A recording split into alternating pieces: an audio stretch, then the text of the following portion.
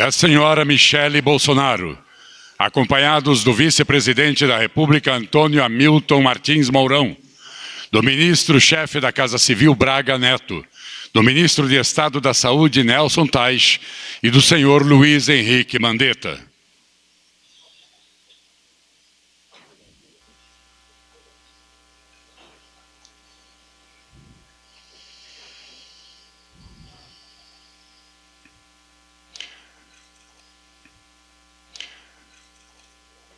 Dando início a esta cerimônia, ouviremos o hino nacional brasileiro.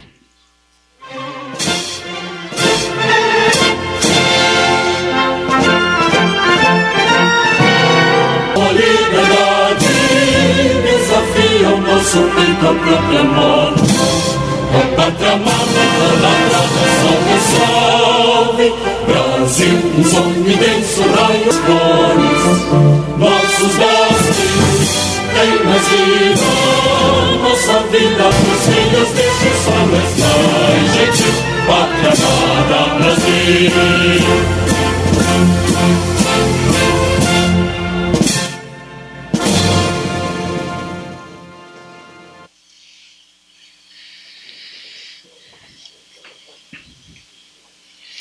Para uso da palavra, o senhor Luiz Henrique Mandetta.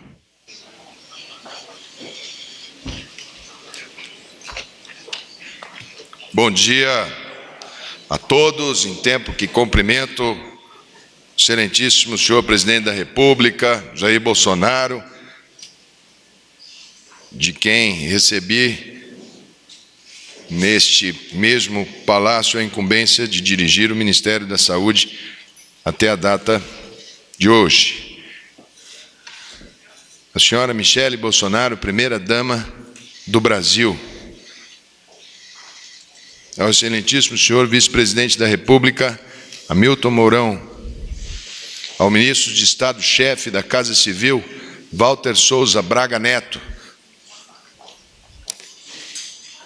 Ao Nelson, meu colega, que irá me substituir, a quem desejo toda sabedoria para conduzir esse nosso país. É normal e praxe nessas reuniões nós cumprimentarmos todos os ministros ao cumprimentarmos o ministro-chefe da Casa Civil. Mas eu peço licença para cumprimentar cada um dos ministros com os quais tive a honra de trabalhar numa equipe maravilhosa. Cumprimento ao ministro Sérgio Moro, ao ministro da Defesa, general Fernando, ao ministro Ernesto, das Relações Exteriores, ao ministro Paulo Guedes, da Economia, ao ministro Tarcísio, da Infraestrutura, a minha conterrânea, amiga de família, Tereza Cristina, da Agricultura, ao ministro Van Traub, da Educação, ao ministro Onix, da Cidadania, ao ministro Jorge Ramos, ao nosso decano, general Heleno, muito obrigado. Tempo que lhe cumprimento, estendo esse cumprimento a todos aqueles que compõem essa equipe maravilhosa, ao ministro André, da AGU, ao nosso presidente do Banco Central, Roberto, orgulho de trabalhar com Roberto Campos Neto, nosso querido Roberto Campos. Ministro Ramos, ao senador Flávio, em seu nome, senador, cumprimentar todo o Senado da República, transmita a todos os senadores meus cumprimentos, meu agradecimento. Ao deputado Eduardo Bolsonaro, em seu nome, cumprimento todo o Legislativo, transmita a todo o Legislativo o meu respeito, vejo parlamentares aqui presentes. Ao Rogério Marinho, os ministros da Infraestrutura, muito obrigado. Wagner do Rosário, da AGU, ministro Marcos Pontes, muito obrigado pela parceria sempre firme da Ciência e Tecnologia. Ministro Bento, muito obrigado pelos conselhos, muito obrigado pelas orientações, enfim, por tudo que fizemos juntos nesse intervalo de tempo. Não se pode resumir em palavras determinados momentos, mas eu vou procurar pelo menos colocar alguns pontos que são muito importantes principalmente para o Nelson, ministro que agora me substitui.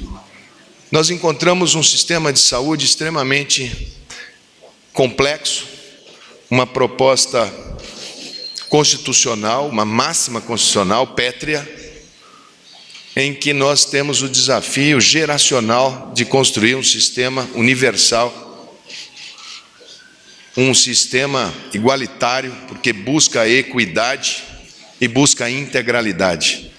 São desafios para uma geração de brasileiros que foram plantados na Carta Magna de 1988. Para darmos a nossa colaboração, num momento em que é necessário que o país faça ajuste fiscal, não existe saúde sem economia, em que nós trabalhamos no ano de 2019 nos fundamentos.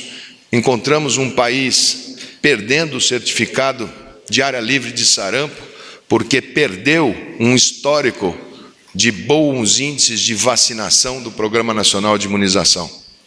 Encontramos um país que não tinha um diálogo com a atenção primária. E criamos pela primeira vez, nesses 31 anos de SUS, a Secretaria Nacional de Atenção Primária. E demos os 6 passos de reestruturação do sistema. A criação da secretaria, a ampliação do horário noturno para o Saúde na Hora. O próximo passo foi o Médicos pelo Brasil, uma primeira proposta que mistura tanto uma proposta de trabalho com vínculo qualificado, mas com métrica de desempenho, para que o bom profissional seja reconhecido e valorizado. Fizemos na sequência o novo financiamento da atenção primária, também por metas e métrica. Pela primeira vez o país vai medir o que faz em saúde. Se saúde é investimento, todo investimento precisa ser medido para saber do seu retorno à sociedade. O novo financiamento da atenção primária, ele traz o desafio de incluir no Programa de Saúde da Família 55 milhões de brasileiros, dos mais vulneráveis, dos mais frágeis, esses que hoje a gente procura abordar dentro das favelas, dentro das comunidades, que infelizmente, por erros de má condução do programa, ficaram à margem desse programa anos a fio. Lançamos o programa que vai ser a pauta do século XXI. Ele precisa ser ampliado.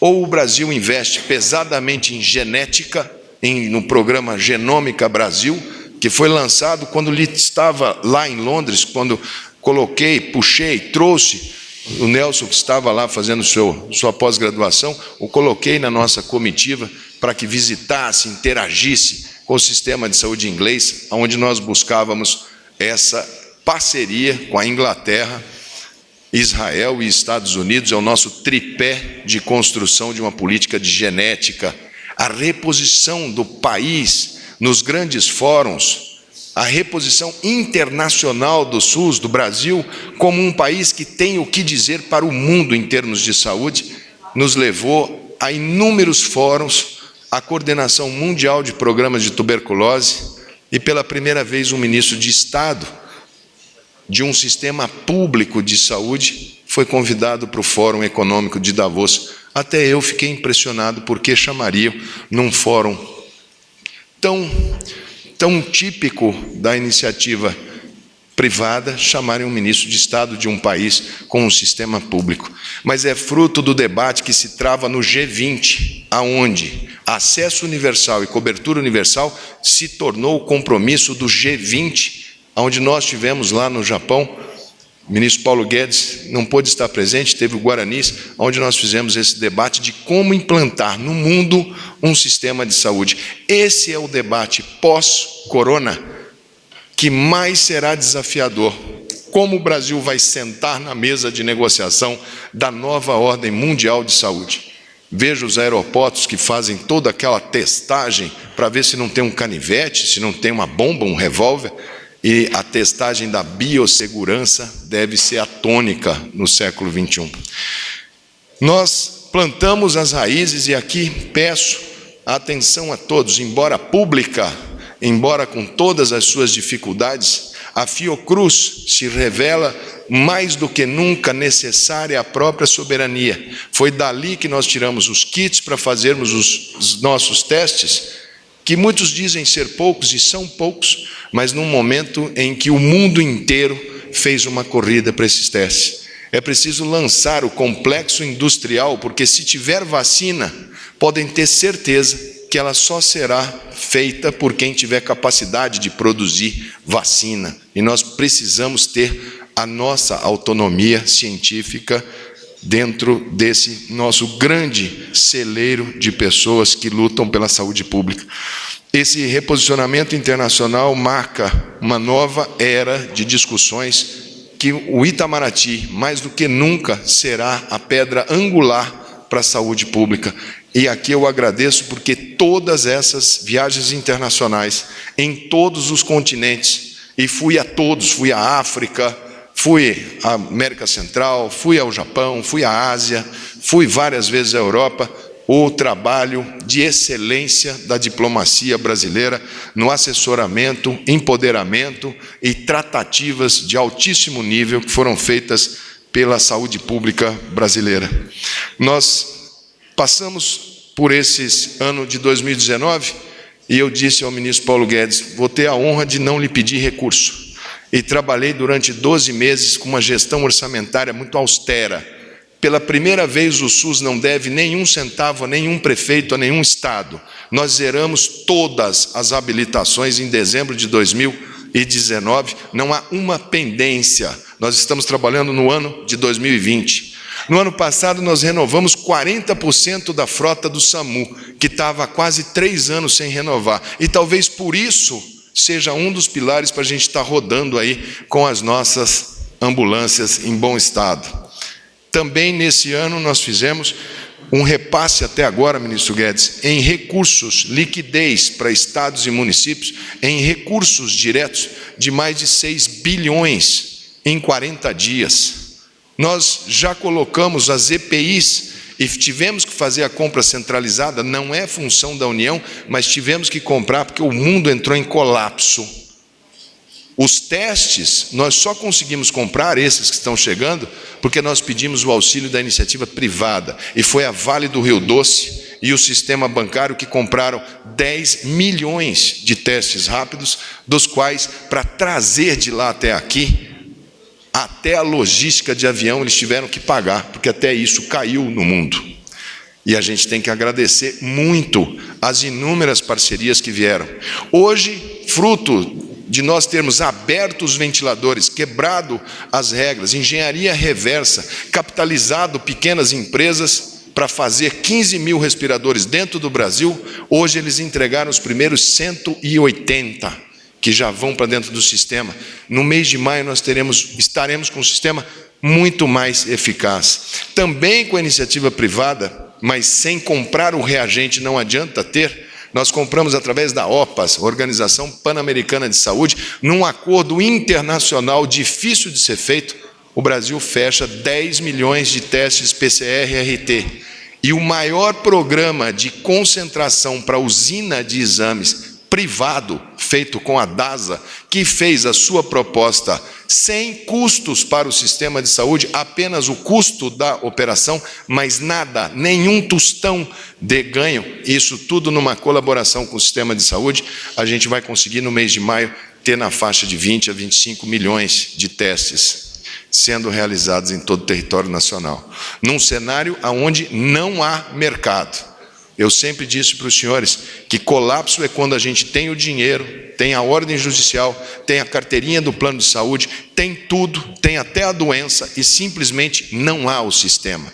Isso o mundo experimentou por ter feito uma opção de concentrar todas as compras com a China, 94% desses insumos, e a Índia com a matéria-prima, com mais de 90%. A gente espera que a Índia continue produzindo essas substâncias primárias, porque caso contrário, do mesmo modo que estamos sentindo falta das máscaras, poderemos sentir falta dos medicamentos de uso contínuo.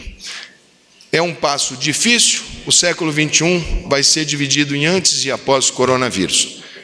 Todas as economias vão sofrer, a nossa vai sofrer, e muito nos preocupa a segunda onda, o pós-Covid. A economia será o grande desafio, ministro Guedes, mas tenho muita confiança na vossa condução, nas inúmeras ferramentas de gestão que temos para fazer esse enfrentamento. Muito obrigado, presidente, pelo tempo que pude servir ao governo. Uma honra para mim trabalhar durante esse período com essa equipe, sob sua liderança, sob sua coordenação e, humildemente, como cidadão, me coloco à disposição sempre que for chamado, sempre que for convidado para qualquer tipo de serviço que eu possa fazer. Hoje, eu quero agradecer, além de todos os ministros, a minha esposa que está aqui, Terezinha Alves Mandetta, médica, companheira, e em nome da minha família, dos meus filhos, do meu pai e da minha mãe, a gente trabalha muito forte na educação dos filhos por valores.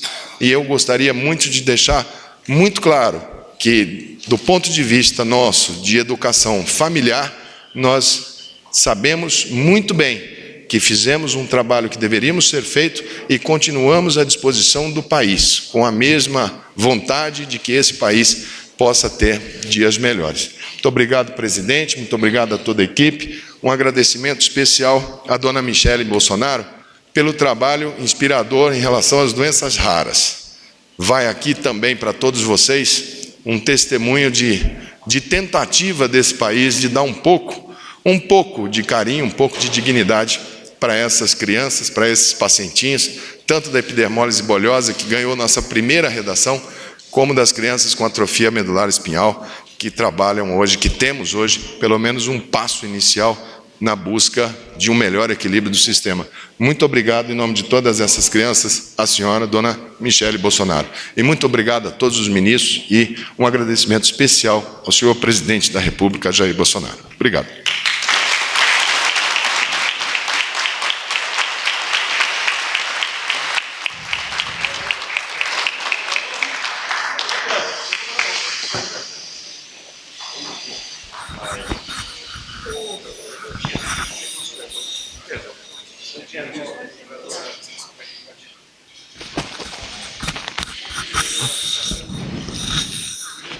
Neste momento, o presidente da República assina o termo que dá posse ao ministro de Estado da Saúde. Convidamos o ministro de Estado da Saúde, Nelson Teich, a assinar o seu termo de posse.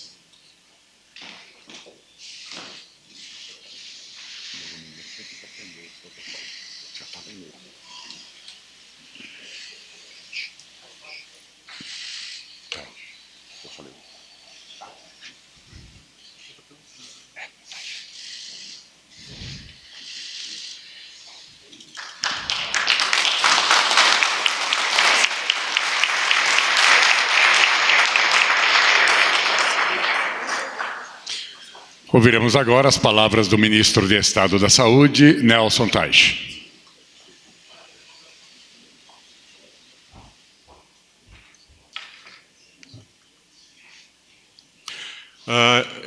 Agradeço a presença de todos. Inicio cumprimentando o excelentíssimo senhor presidente da República, Jair Bolsonaro, a senhora Michele Bolsonaro, a primeira-dama do país, o excelentíssimo senhor, o vice-presidente da República, Hamilton Mourão, o ministro do Estado, chefe da Casa Civil, Walter Souza Braga Neto, em nome do qual cumprimento os outros ministros presentes. Obrigado. O Procurador-Geral da República, Augusto Aras, um cumprimento especial ao Dr. Luiz Henrique Mandetta, senhoras e senhores e autoridades presentes. Bom, hoje eu recebo certamente o maior desafio da minha vida profissional. Isso é inegável, né? Ter a oportunidade de compor o governo federal num momento tão difícil como esse para a sociedade, para o mundo, e ter a oportunidade de ajudar as pessoas desse país, isso é uma oportunidade única. Então eu agradeço muito a oportunidade de ter sido colocado nessa posição, nesse momento.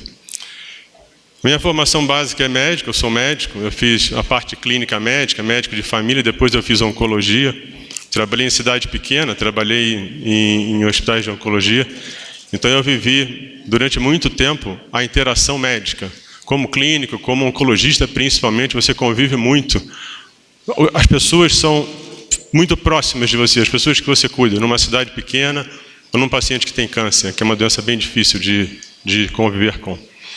E isso é uma coisa que moldou o meu lado humano.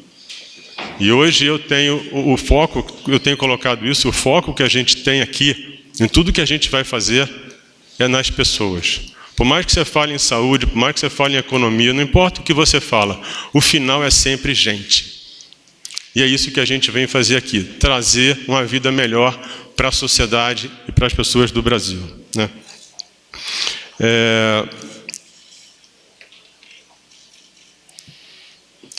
Outra coisa que eu tenho colocado é a importância da informação. Uma das características dessa doença que a gente vive hoje, que é a Covid-19, é a pobreza de informação sobre a doença, sobre a evolução dela, sobre possíveis tratamentos. E isso aí leva a um nível de ansiedade e medo que é enorme. Então a gente vive não só um problema clínico, que é de cuidar da doença, mas é de administrar todo o comportamento de uma sociedade que hoje está com muito medo.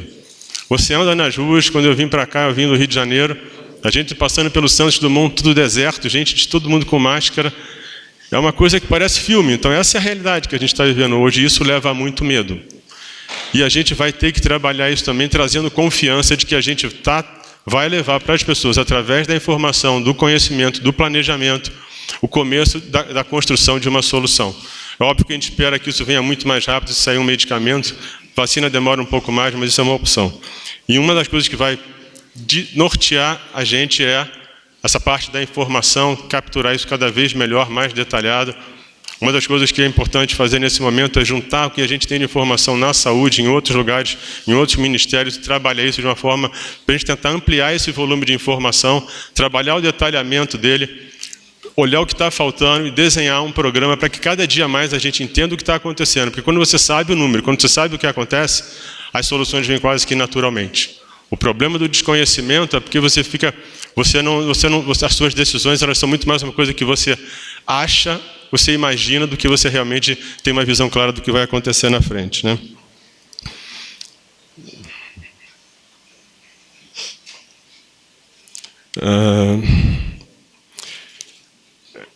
Uma coisa que é fundamental, que ao longo da minha vida, eu fui médico, hoje em dia eu não atendo mais, eu até tive uma empresa, eu vim da área... E uma coisa que eu percebia na empresa é a necessidade de você também formar times, que é de você trazer as pessoas certas para os problemas certos. E você dá para essas pessoas a condição de trabalhar, porque às vezes se você mapeia o problema, mas você não traz o time, você não consegue resolver. Então isso é uma outra coisa que é muito importante.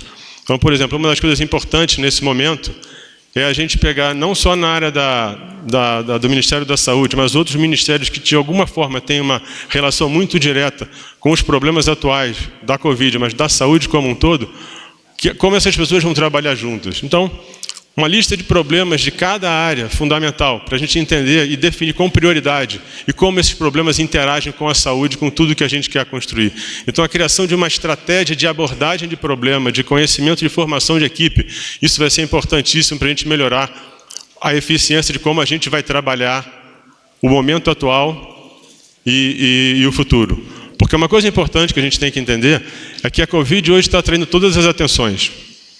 Mas existem outras doenças, existem outros problemas que você não pode deixar de lado. Você vai ter que acompanhar com a mesma intensidade, mesmo que você não fale tanto deles. Então, por exemplo, se você tem menos acesso, você tem menos disponibilidade de serviços de diagnóstico, por exemplo, como é que você vai ter... Será que você não vai prejudicar o diagnóstico de pessoas com câncer? O que isso vai representar lá atrás quando você reduz a atividade? Não é da economia, dos serviços, né? O que vai acontecer quando a pessoa fica em casa com medo de ir no pronto-socorro e ela infarta e ela não chega a tempo no hospital? O que vai acontecer? Então, essa atenção na Covid, mas prestando atenção que toda a saúde tem que estar atenta, a gente vai ter uma entrada agora de período de novas doenças que com essa periodicidade, a gente está falando da dengue, está falando da influenza, isso vai entrar, então vai complicar o sistema.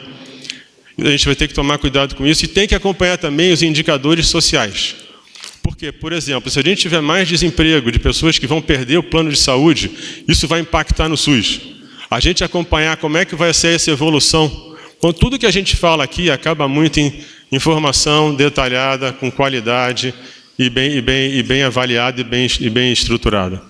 E formação de equipe. Então, isso vai ser uma coisa que eu pretendo trazer de uma forma mais intensa nessa transição de um ministro para o outro. Em relação ao coronavírus, eu já comentei, quer dizer, a gente tem hoje que a gente vai ter que trabalhar esse cenário de tanta incerteza, mas existem hoje coisas muito promissoras, né? A gente hoje está vendo medicamentos que estão surgindo com uma grande possibilidade. Saiu ontem um estudo de um antiviral com aparentemente uma resposta muito grande. Então, uma esperança que a gente tem também é que a gente consiga talvez ter uma solução para o problema mais rápido do que a gente imagina se a gente tiver algum medicamento. Isso é uma coisa fundamental. Uma das coisas mais importantes que a gente vai ter aqui é a avaliação precoce de como estão indo as pesquisas, não só na área do Covid, mas em todas as outras áreas, para que a gente, numa posição privilegiada de ministério, para que a gente consiga antecipar possíveis informações, para que a gente consiga utilizar, ter acesso a medicamentos que vão ajudar nisso, né? E aí, como eu digo, eu recebo do presidente Bolsonaro essa missão de ajudar, e como eu falei para vocês, é uma honra para mim estar aqui, ter a oportunidade de ajudar o Brasil nesse momento, né?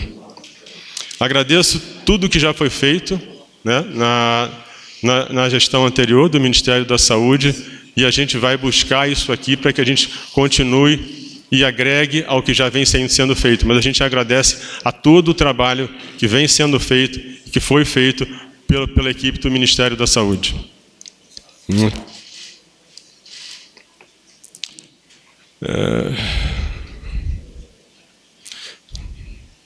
Na verdade, hoje, eu começo as minhas atividades aqui, e basicamente o que estou chegando hoje, e a ideia é realmente que a gente trabalhe pontos que eu considero importantes como ações iniciais. Uma, como eu falei, juntar as informações das diferentes áreas que a gente tem dos ministérios, para a gente tentar aumentar a quantidade de informação, mais detalhamento e poder analisar, né?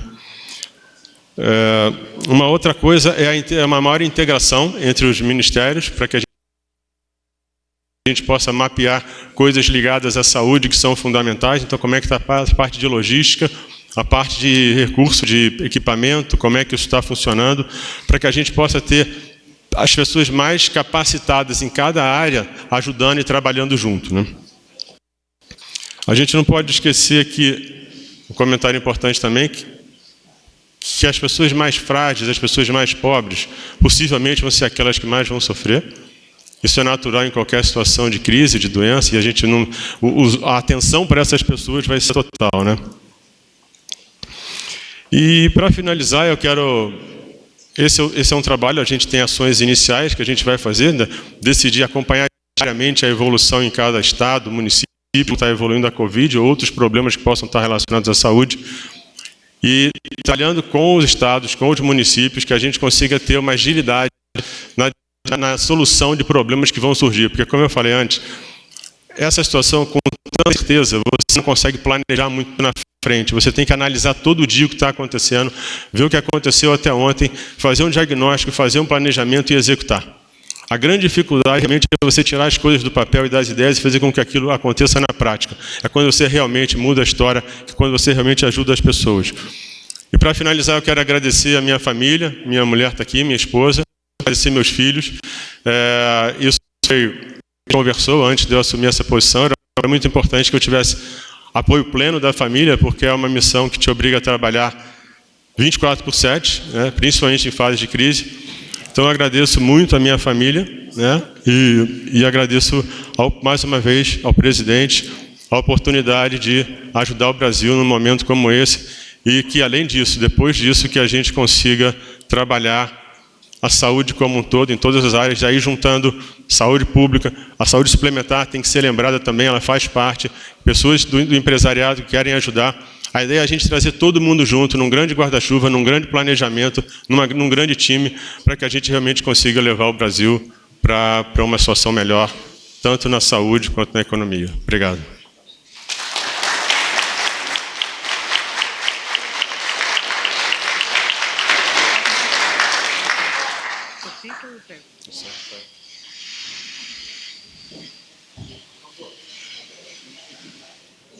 Com a palavra, o presidente da República, Jair Bolsonaro.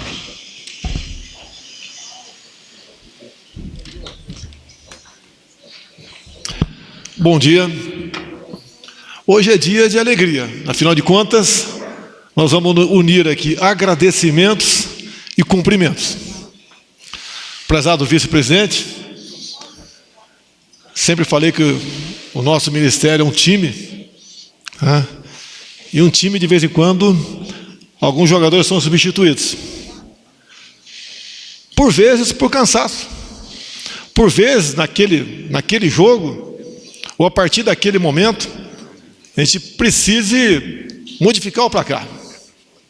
Não há demérito para ninguém nesse momento.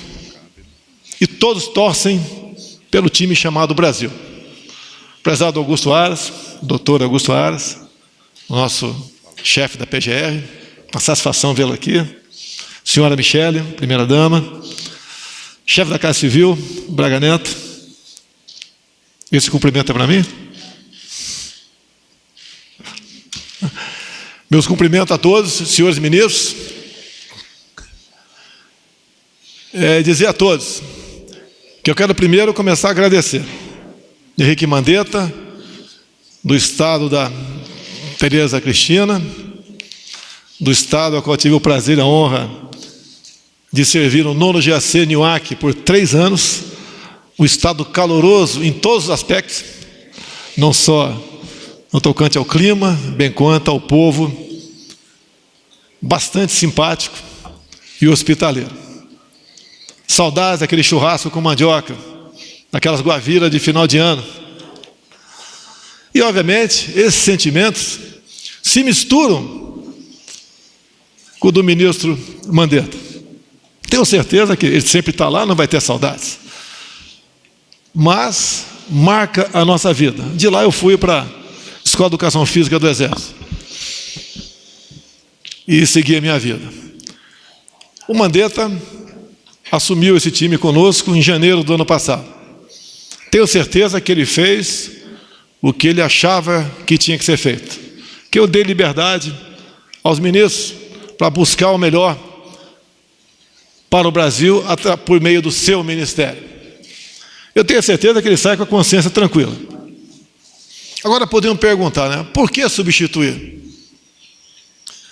A visão minha é um pouco diferente do ministro que está focado no seu ministério. A minha visão tem que ser mais ampla. Os riscos maiores, logicamente, são sobre minha responsabilidade. Eu tenho o dever de decidir. Eu não posso me omitir. Eu tenho que buscar aquilo que, segundo o povo que acreditou em mim, deve ser feito. A visão do Mandetta, uma visão muito boa, era da saúde, da vida. A minha, além da saúde da vida, entrava o Paulo Guedes, entrava a economia, entrava o emprego. Desde o começo eu tinha uma visão, e ainda tenho, que nós devemos abrir o emprego. Porque o efeito colateral do combate ao vírus não pode ser, no meu ponto de vista, mais danoso que o próprio remédio. Eu tenho certeza que o Mandetta fez o melhor, deu o melhor de si para atingir esse objetivo. E eu agradeço, Mandetta, no fundo do coração. Aqui não tem vitoriosos nem derrotados. A história, lá na frente, vai nos julgar. E eu peço a Deus que nós dois estejamos certos lá na frente. Então, essa briga de começar a abrir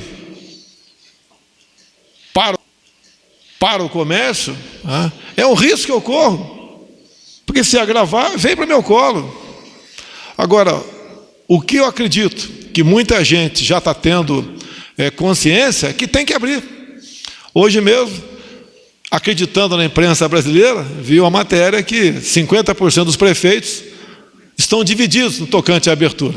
Até pouco tempo era 100% o contrário, ou 99%. Eu tenho certeza que eles sabem dessa necessidade. Como conversei com o ministro Moro agora há pouco sobre as fronteiras. Eu tenho a minha opinião, que a gente vai conversar com mais ministros. começar a abrir as fronteiras. Até te pergunta, por que está fechado com o Paraguai? É uma fronteira seca que não temos como fiscalizá-la. Eu acredito que quando a gente for escrever alguma coisa, é para ser cumprido. A mesma coisa no tocante ao Uruguai. Então isso a gente vai tendo informações e vai decidindo, assim como qualquer portaria restritiva tem que passar agora pelo crivo da chefia da Casa Civil, qualquer. Vocês sabem do que depender de mim, nenhum cidadão seria preso no Brasil por causa disso. A detenção, segundo a lei, é quem porventura estivesse disseminando de forma criminosa algo que afetasse a saúde de todos. Agora, aquelas cenas de prender mulheres na praia, em praça pública, ou um cidadão também, bastante forte, né? Sendo jogado no chão, colocado algemas, eu não consigo entender isso daí. Não concordo com isso. Pena que eu não possa intervir em muita coisa, porque o Supremo decidiu que as medidas restritivas que têm que ser respeitadas são aquelas de prefeitos e governadores. Mas vamos seguir o destino. Vamos respeitar a decisão do Supremo Tribunal Federal, que, afinal de contas, estamos numa democracia, além da independência, a harmonia entre os poderes. Mas eu repito, essas prisões, mais que ilegais, atingem a alma de cada cidadão brasileiro. Não podemos admitir isso. Não vou pregar desobediência civil, mas medidas como essa têm que ser rechaçadas por todos nós. Mandetta, mais uma vez, muito obrigado. Agora entra em cena o prezado Nelson, Dr. Nelson, um oncologista, 62 anos, casado, 6 filhos.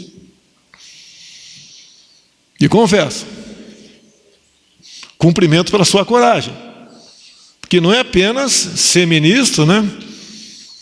E buscar melhorar a saúde do Brasil, que nós sabemos que não é de hoje, tem seus problemas. Agravado a isso, tem uma questão de uma pandemia. O seu trabalho é 24 horas por dia, 7 dias por semana. E, obviamente, todos nós, em especial o Mandetta aqui, torcemos pelo seu sucesso. Porque o seu sucesso poupa vidas, poupa pessoas que possa ser jogado ao desemprego, até deixo bem claro que também é economista, né? E poderá, no nosso entender, buscar uma alternativa para isso. Junte eu e o Mandetta e divida por 2. Pode ter certeza que você vai chegar naquilo que interessa para todos nós. Nós não queremos vencer a pandemia e daí chamar o doutor Paulo Guedes para solucionar a questão, as consequências de um povo sem salário, sem dinheiro e quase sem perspectiva, em função de uma economia que a gente vê que está sofrendo sérios revés. Então, prezado Nelson, meus parabéns pela coragem e pelo tempo que você agora dedicará em buscar a solução. Com toda certeza, vai sofrer um pouco a sua família. A gente pede compreensão à sua esposa, à sua família, porque o seu trabalho, assim como foi o do Mandetta, é muito dignificante para todos nós. Parabéns, Nelson. Deus te acompanhe, que você seja feliz e nos ajude, assim como o Mandetta ajudou, a buscar dias melhores para todos nós. Muito obrigado a todos.